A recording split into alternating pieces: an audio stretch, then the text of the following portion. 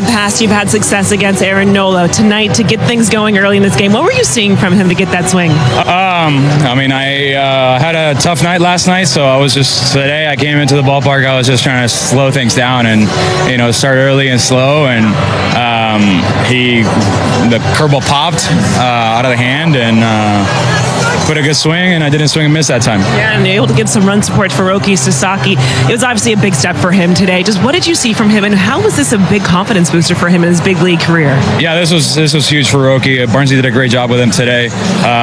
He was throwing his fastball for a strike. That was the biggest difference. When he's throwing the fastball for a strike, he starts getting the chase on the split. He did a great job mixing in the slider here and there, and it was a huge outing. That's a great lineup, and he did a really good job with him today. We go back to that fifth inning, just the double play from Teoscar in right field to get the out to you at first base. Just what kind of play is that? And when you see how the game shifts with the momentum, what would you say just how that game had a big piece of being a factor in this one? Yeah, that was huge. I mean, it went from a game-tying sac fly to inning-ending double play without the runner scoring. So that was huge. I think that was the game right there. And then after that, Michael got the big swing on the homer to give us a little extra breathing room. And pitching did a great job today.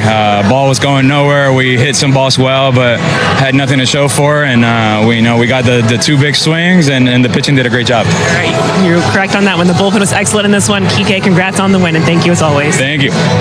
Yeah, Kike Hernandez gave the Dodgers the lead there in the second inning with that home run, Nomer. And he talked about last night did not have a good night. He went 0 for 3 and punched out 3 times. And so he tried to slow it down a little bit today. And at least he saw some good results very early on in that first at-bat. Yeah, especially when you have a rough night, a lot of times you're thinking, okay, maybe I have to see one. Maybe I have, but he trusted himself. Like, listen, I have the right approach. I have the right mentality. I trust myself to go out there.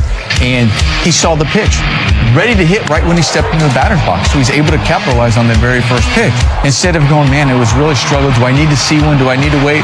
Or do I just trust myself to say, listen, I did have a rough night. You chalk that up, but I'm still going to prepare myself. I'm still going to have the confidence to go out there and execute my plan. He got a pitch he could handle, and he put on a great swing and drove it out of the ballpark. That's the right mentality, rather than thinking, okay, I have to wait. What am I doing? Am I chasing? Sometimes you have those games. Sometimes you have a rough one. Sometimes you have to just come to the ballpark, have a different mindset. It's exactly what he said he did. He came out and he picked them up. I love the fact that he bounced back from last night. Sometimes you're just going to have one of those nights where it's just not going to be there. You didn't have many of those nights. Trust me. I've had those. So Kike Hernandez understood, you know what? It's one of those nights. I'm going to come ready to go. I'm probably going to start again at first base because of Freddie Freeman being on that IL. And I love the fact, and Nomar touched on it, ready to hit. I don't know if he was sitting on breaking ball the first pitch, but when you're ready to hit, and even if you're looking fastball, you're ready to hit. Sometimes you see the breaking ball out of the hand so good because you're ready to hit, and you holler at it, put us on the board, and gave us a lead for good. 2-1. I think that 2 runs right there allowed Sasaki also to kind of relax. Okay, I gave it the lead that first inning, but right away in that second inning, they get me back, not only tie the ball game, but we have a lead now. That settled Sasaki, and he was able to have a decent start. Yeah, immediately right after that second inning, third inning, fourth inning, Roki Sasaki looked outstanding. Let's hear from Roki right now because he's talking with Kirsten and the media. Roki, when you look at this outing, what do you think led to just the success you were having and just attacking the strike zone? この登板を振り返ってその成功の秘訣っていうかその要因っていうのはありましたか？そうですね。まずはホーム的に良くなかったところだったり、コントロールを乱す原因だったところを探して、自分の中で改善ポイントがあったのでそこをうまく修正できたかなと思ってます。I felt like I was able to really work on my mechanical adjustments and everything really came together this outing. When you reflect on your first 2 and just even how you said everything came together in this one, what was the biggest just difference for you, and when do you think you felt it the most, if it was in a bullpen or even in another game? その2登板振り返って、今回修正できたっていうポイントっていう中ではいつそういう修正でき始めたんですかね2日前のブルペンの時に、投げてる途中でこうしたらいいんじゃないかっていうのを感覚的に、見つけて、そこからは結構安定してよかったのでこれかなっていうのは思いました。My bullpen session 2 days ago, I felt like I had something and continued to work on it and just felt right throughout the whole time. Strikes through fastball, how much of that is like a mentality thing and how much of that is sort of the mechanical stuff that you've been working on between starts? 的にストライクを投げ込むっていうのはそのメンタル的なのかそれともメカニカル的なのか。まあ技術的なことだと思いますし、まあ技術があってこうなんていうんですかね、メンタルも落ち着くと思いますし、まあストライク取りたくてもまあ取れない時は取れないので、まあそれはまあ気持ち的なものよりもこうフォーム的なものが大きいと思うので、特に前回はまあストライク取ろうと思ってこう取れなかったので、まあそういったところでは前回とは気持ち以上にまあフォームが違かったのかなと。I think it's more mechanical based rather than mindset. I felt like this time around, last time around, I felt like I did want to throw strikes, but I couldn't, and really worked on the mechanical side of the game and felt like I was able to do that today. What was the mechanical tweak you made that you found in the bullpen? ブルペンで修正できたポイントっていうのは何だったんですか？まあ下半身の使い方というか、はい、まあ下半身の意識の仕方ですね。It's being able to use my lower half better. How much better does it set up your splitter when you are able to throw strikes and work from ahead in the count? ストライク先行になると、スプリットがすごく有効になると思うんですけども、それはすごくどのぐらい影響しているんですかねと。そうですね。まあ影響する前にフォークボールのコントロールも、まあ基本的にベースマンの上に行くようになったので、まあそこに関しては、なんていうんですかね、そもそもフォークボールの扱いが良くなったところが今日は良かったのかなと思います。I also feel like it's more about my split command as well, and that I felt a lot better with my command of my split. So I think that helped a lot today. It's how difficult last week kind of was for you emotionally or something like that. Like how has the last week sort of been? Like what has this process been like? Just sort of getting your confidence here at the big league level. 2登板ちょっと感情的になるところもあったと思いますけども、この1週間この登板に向けてのその気持ちっていうのはどういう感じでしたか？そうですね。まあもちろんこうメンタル的に不安になるところもあったんですけど、まあただこう自分の中ではこう信じられる技術があったら気持ちは関係ないのかなと思うので、今日に関してはこう前回のブルペンでこう信じられるこうものを見つけて、今日はただそれをこう信じて投げただけなので、それが見つけられたことが良かったですし、技術あってのメンタルかなとは、改めて思いました。I did go through the week feeling a little anxious, but I was searching for something that I could feel confident about, whether that be some kind of skill base. So what I learned this time was that it's really important to have confidence based on some kind of adjustment, some kind of skill.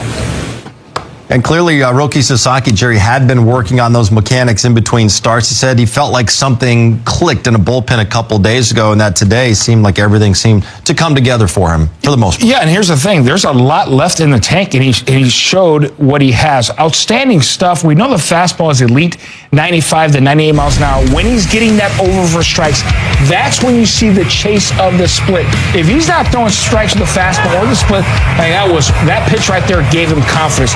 But look at the late-breaking forkball / split. It's violence at the very end. Here, Castellano, it looks like a fastball in the hands, and this is why you get him chased because it darts out of the zone.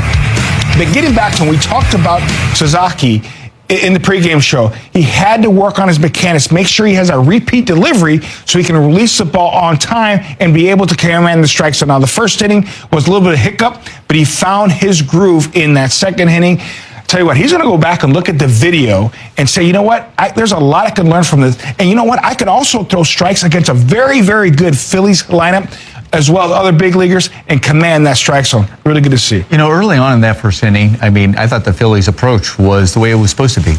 Look for the fastball. You can't establish fastball for a strike, so look for it in your zone. And a lot of times early on, you're going, okay, I'll look for that fastball, maybe a little up, because we know he has a split finger. And when he throws that split finger, if it's down, it's going to be a ball. So I don't have to worry about that. So I don't have to chase it. I can look up, and until he proves that he can throw his pitches for a strike, that's all I have to do. So they did that. They were ready for fastballs early on. We saw Trey Turner do that. You saw early on with Kyle Schwarber getting a fastball too. He got into account. He wasn't chasing. He was really patient and looking for that fastball he could handle. And then I think that strikeout against Bryce Harper in that first inning was really huge for Sasaki. I think it settled him down, and only just giving up with that one run in that first inning was big. But he started to establish that fastball with a strike, started getting ahead of hitters. He started going out there. Now, all of a sudden, you started seeing the Philly batters start chasing some of those pitches because of that. This is his third outing that we saw at the big league level. Obviously, Tokyo, we saw it at Dodger Stadium. The strikeouts to Schwarber and Castellanos was the first time I've said, uh-oh.